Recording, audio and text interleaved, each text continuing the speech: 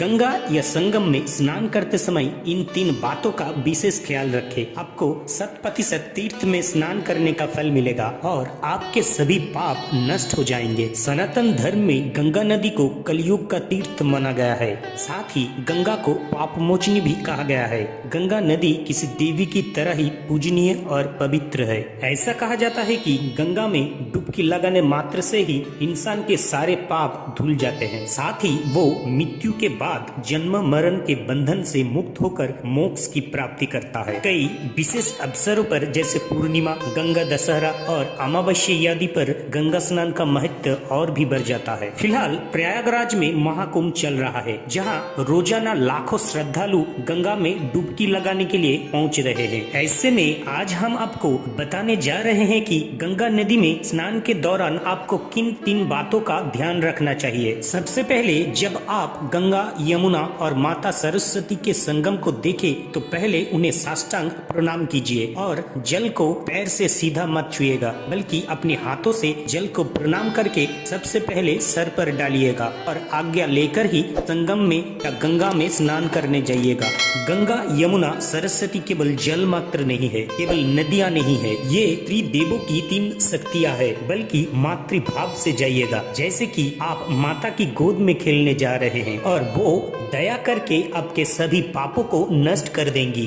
दूसरी बात, गंगा स्नान के दौरान आपको कम से कम 3, 5 या 7 बार डुबकी लगानी चाहिए। ऐसा करना काफी शुभ माना जाता है। फिर संगम में स्नान करते समय अपने पूर्वजों का नाम लेकर डुबकी अवश्य लगाए, इससे वो मुक्त हो जाते हैं। इसी के साथ आप स्नान के समय इस मंत्र का जाप भी कर सकते हैं, जिससे आपको गंगा मैया की असीम कृपा प्राप्त हो सकती है। वो मंत्र है गंगा पापं शशि तापं दैनं कल्पतरुस्थता पापं तापं च दैनं च हंति सज्जन संगमः। इस मंत्र को बोलने के दौरान आपकी तर्जन उंगली और अंगुष्ठ के मध्य जो ये स्थान है, उस स्थान से ही जल लेकर दाहिनी तरफ गिराएगा और पूर्वजों का नाम लेकर गिराएगा। इससे उन पूर्वजों को ये जल प्राप्त होगा। तीसरी सबसे महत्वपूर्ण बात, गंगा स्नान के दौरान भूले से भी साबुन, शैम्पू आदि का इस्तेमाल नहीं करना चाहिए और ना ही गंगा में किसी तरह की गंदगी डालनी चाहिए। ऐसा करने से गंगा माता आपसे नाराज हो सकती है।